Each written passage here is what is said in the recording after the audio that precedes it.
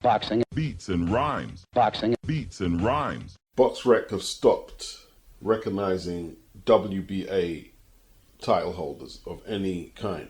Apparently the WBA are looking to go with Fight Facts, another website that records boxing records and data. They was around in 2011 and sort of fizzled out. And now they're looking to relaunch with them. The same day that Fight Facts relaunched, the WBA done their deal with Turki ALALSHIKH.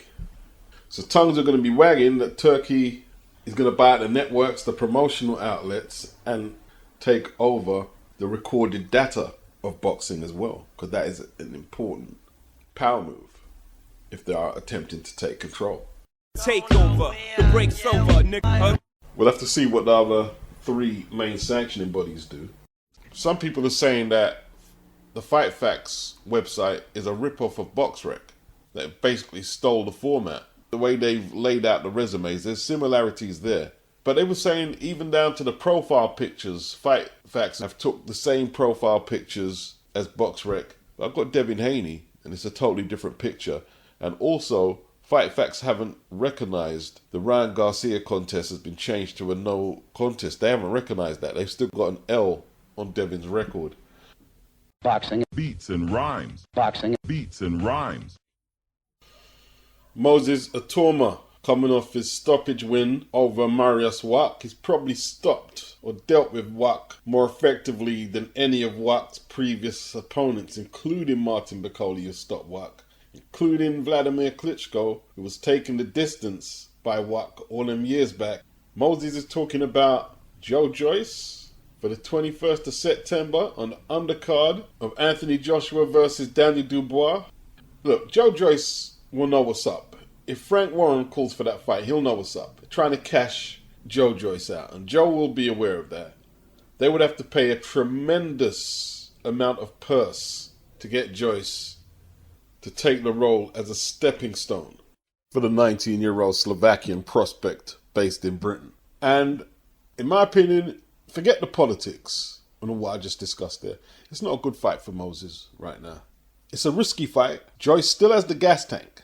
And if that fight drags into the 7th, 8th, 9th, Moses is in no man's land against someone who did this on several occasions and is known to finish strong down the stretch in 10 and 12 rounders. He's more experienced, amateur boxing, USB, pro boxing, and I'm not even so opposed to matching Moses with Joyce, and conceivably I could see it and many could see Moses winning the fight. The issue is what after that? People are going to forget Moses only had 10 fights and he's only 19. They're going to be calling for him to fight Martin Bakole. And then Frank's going to have to do the shoulder roll and the stuttering and the damage control of why that fight's not going to happen. Get a nice big target on your back. You know what I mean? Yeah, match him with Caballero. Be sure that it's time to step up when you step up. Be sure that it's time, because there's no turning back. And now I can't go back. Boxing. Beats and rhymes. Boxing. Beats and rhymes. With so much drama, with so much drama, with so much drama. Drama. I like a bit of drama, but it's got to be in context, you know what I mean? Like, for the most part, I try and make life simple for myself. There's a lot of agents of chaos out there. I want to see fights. I like fights. I like watching fights. I like talking boxing. I like watching boxing. I don't like the American contribution to RYADH season. It's brought it into the mud already when it's been pure smooth sailing. 5 versus 5, day of reckoning, knockout chaos, undisputed heavyweight champion, all smooth sailing until we got over to fucking Uncle Sam. Damn, I want to kill Sam. Oscar wants the Saudi money. He's reluctantly talking about pitching William Zabeda in there with Shakur Stevenson, a fight that Turkey wanted. Virgil was talking the talk post-fight after the controversial win over the Ukrainian for the 154 WBC interim title. When questioned about the Crawford fight, he's like, bring it on. Then after, he's talking about he wants to fight Fundora. There's no way Virgil Ortiz gets that fight before Terence Crawford. Ortiz versus Fundora is just a regular mandatory for Fundora. Crawford versus Fundora is a unification. Unification trumps mandatory. We're still trying to work out where Errol Spence is. Is he going to take the Fundora fight? So it's hard to work in a system like that. And when Turki is trying to assert himself a little to make fights like he's been doing, people are saying, oh, you're bossing people about. He's working in a room full of chaos. What is it people don't understand? All the fire he's firing back has been at fighters who perform in the American market. Hey, you heard me say it a little while back. When the American politics gets involved in RYADH season, it's going to cause all types of issues. I've got no problem if their fighters go over there and fight, but let them keep their politics where it is. All their politics, let it stay over there. Crawford, he did the right thing. Let the Norman kid have the 147-pound belt, and he could keep his options open. If Turki can make the Ortiz fight, we'll go for that. Or if the Fundora opening opens up, we'll go for that. Fundora's manager is apparently saying Crawford don't want the smoke. Well, let's see the fight get made. And if Crawford is ducking, I'll call him out on it. Don't worry about that. What I remember after Fundora beat TYSZU was he was talking about vacating the title rather than fighting Terence Crawford and defend the WBC belt against Spence. That's what I remember. It's weird, isn't it? It's weird. All these again talking about how can you call another man His Excellency? I guess the same way you call that motherfucker Prince Andrew is the way I address that. The UK call all types of people by titles. Sir this, Sir that. Lord this, Earl that. But this Arab guy, you have an issue. What's going on? You can give me an exclusive interview for our show, is that right? Yeah, of course. It's be pleasure to me. And I want to tell you a secret. I don't like this name. But my people in my office and the PR said it is your position. You must name by this name. But sure. I prefer Turki. Turki it is. Thank you so much. He prefers to be referred to as Turki. I still hear people referring to him as His Excellency, but that's their decision, not his. And this is what a lot of people are making a big deal about. I don't know what's up with the TYSZU situation. We know he pulled out of the Virgil Ortiz fight that was planned August the 3rd on the undercard of Crawford Madrimov. The cut hadn't healed. And like Turki, he wasn't clear on why he said, I'm not going to work with TYSZU anymore. And I'm not making excuses for him. You can't just make blanket decisions like that in boxing. You can't do that because it's too unstable a market. So I'm not making excuses for him. And I will hope that if it's a situation he can fix, he will fix it and work with TYSZU. I will hope. If I see him being ignorant on that position, of course I will challenge it. Do I believe that Turki ALALSHIKH is just going to put a blanket ban on TYSZU? No, I just don't believe that. I refuse to believe he's going to do that. No, but we'll see. I wanted to address a tweet that Turki ALALSHIKH has sent out regarding, he said there's something unclear with the communications from his team, referring to your team. So I believe we'll reconsider his situation in regards to future fights. Do you know anything that he's talking about there, or can you clear that up from your end? From my end, I can't really comment. My team's in town this week, so maybe there's been some miscommunication. Hopefully they can sit down and discuss about what's to plan in the future. Frank Warren said he wouldn't work with Derek Chisora again, didn't he? Didn't Bob Arum just say he's not going to bring no American fighters over to Britain after the Josh Taylor, Jack Catterall 2 fight? People say things, and we hope they'll approach the situation with more common sense with a cooler head next time. That's all we can hope. But the moment Turki says something about Canelo or says he doesn't want to work with TYSZU, you have a problem. And I know what it is. Yeah, it's unconscious bias because his face doesn't fit in many people's eyes, in his Saudi garments and his broken English. He's not supposed to say that. His face doesn't fit. It's unconscious xenophobia. Everyone was stunned when he let off that salvo on Canelo. But he spoke truth. And I hope he doesn't hold his tongue. I hope he says what he wants to say. In the UFC, Dana White says all types of shit about MMA fighters. No one gets bent out of shape. I'll back Turki for as long as he does good by me. As long as he does right by me with the fights he provides, I'm going to back it. Wilder said he'd never fight on DAZN. It's trash. Wilder said, when asked if he'll sign with Eddie Hearn, he said negative. Famous last words. People say shit in boxing because it's a volatile environment where stuff is said in the heat of the moment. And if boxing operated on, oh, well, you said that, you can't change your mind on it, it will be finished. It will be finished, wouldn't it? You know what I mean? There was one time we were saying that Gerald Miller should never get on the big stage and fight. And he's been on a couple of RYADH season cards, hasn't he? Although with them performances, you have to question the wisdom of letting him fight on the platform. Though the Dubois fight was pretty good. I like the way TYSZU handled it. You know what I mean? He didn't give ammunition to the agents of chaos, you know, to start the whole Turkey is the worst person ever.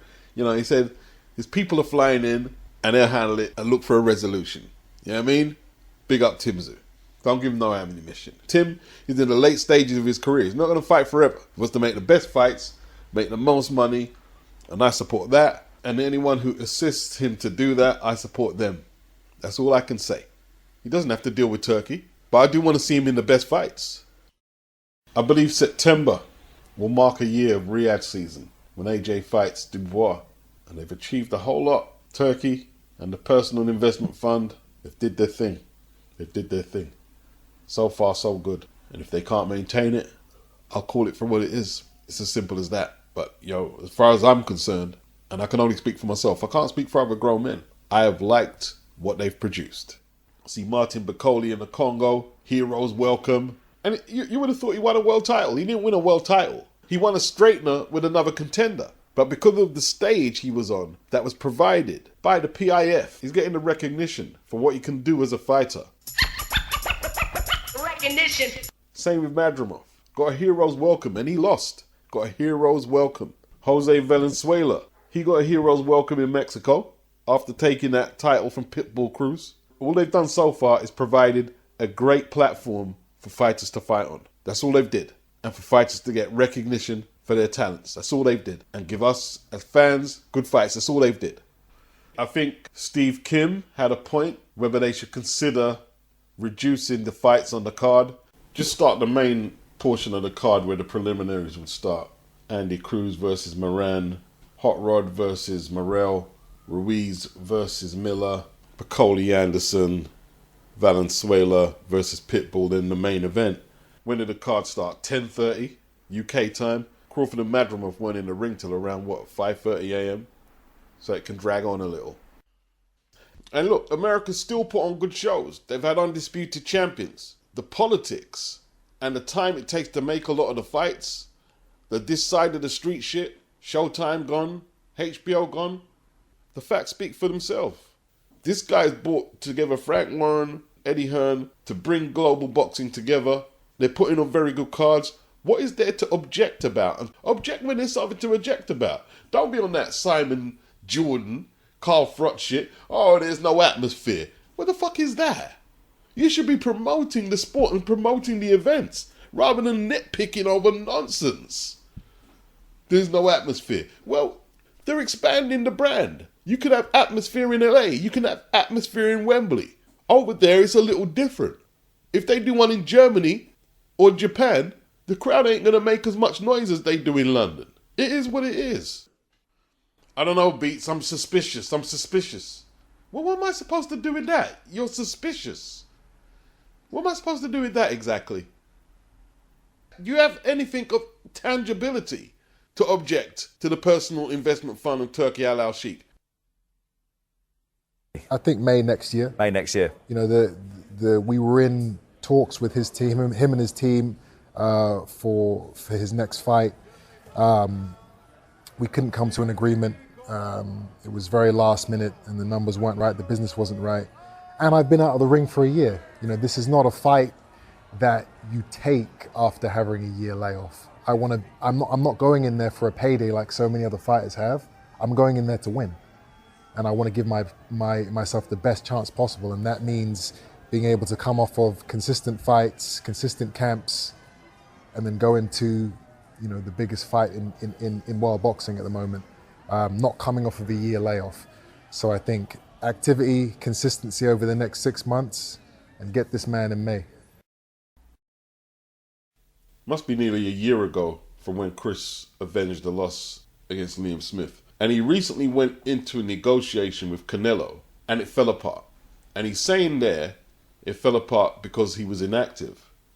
If inactivity is what stopped the fight from happening, why go into the negotiation at all? Is he still holding out for Conor and Heavy? They say stay ready, you don't have to get ready.